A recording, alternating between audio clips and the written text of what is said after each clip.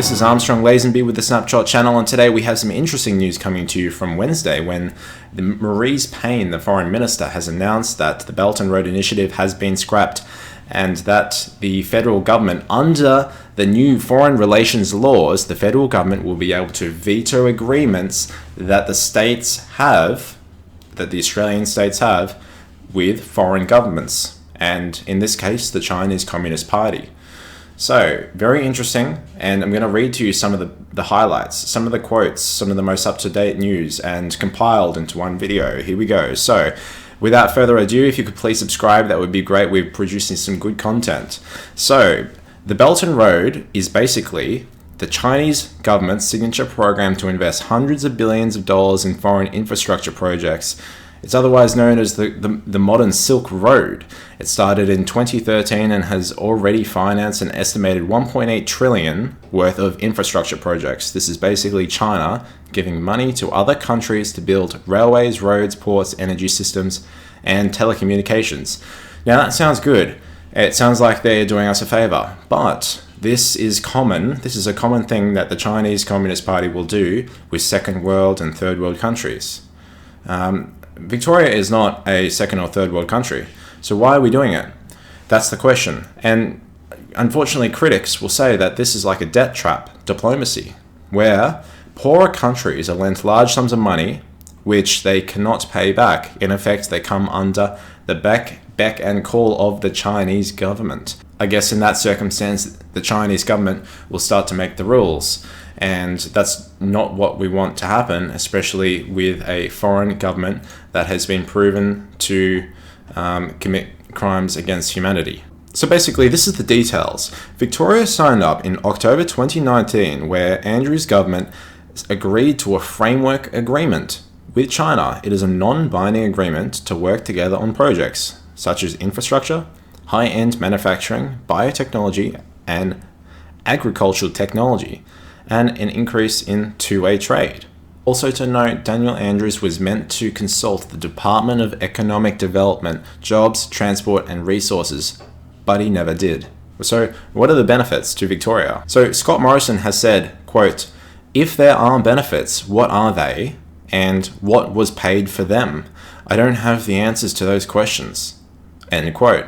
According to Daniel Andrews, the agreement is a relationship builder to bring ourselves closer to China.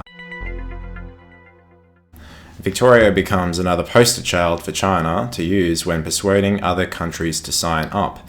This is the Chinese government trying to gain more control over other countries, not just their own, because they have the maximum amount of power over their own country and they're just looking for more, it seems like. Daniel Andrews is adamant that this agreement will take partnership with China to the next level and quote, "put Victoria at the front of the queue when it comes to Chinese investment, and that means jobs for Victoria." End quote. This is not something that Victorians have signed up for. This is what Daniel Andrews has decided for Victorians. So we are unsure how the Belt and Road Initiative helped, because despite this great close relationship, or so-called close relationship we have with China, Victoria was not spared when the Chinese government decided to stop the importation of Australian barley, beef, lobsters, and putting high tariffs on our wines. That comes from Michael O'Brien, the opposition leader. Next, we have bipartisan support to scrapping of the deal. So previously, the Herald Sun has reported that Victoria's Labor's MPs were concerned about the deal, especially because it had not delivered an obvious boost for state projects. So not only Liberal MPs concerned, there seems to be quite of a bipartisan support to tear up Victoria's Belt and Road Initiative. Labor Senator Kimberley Kitching said it was a rare event for federal Labor, the government, the Greens, and crossbench to agree on a policy. Isn't that right?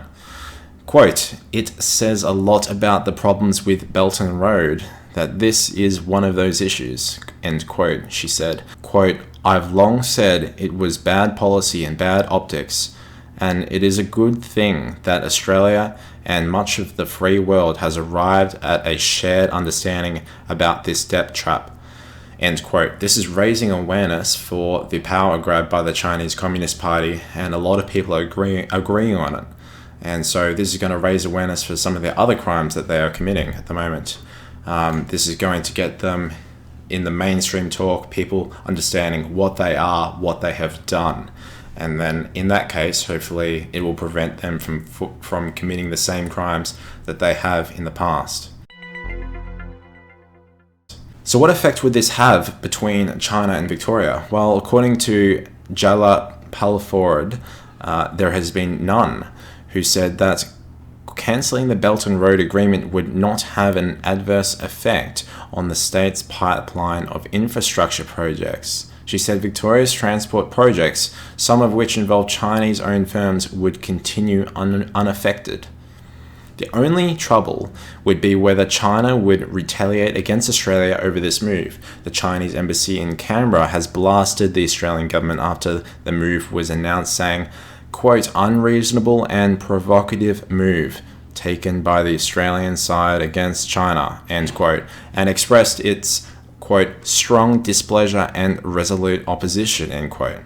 Let us know what you think about the Belt and Road Initiative, whether you think that this is a good thing that it is now scrapped, and what do you think the consequences are going to be moving forward? Do you think that the CCP is going to cry out and make a fuss, or do you think it's going to be all smooth sailing from here? Thanks very much.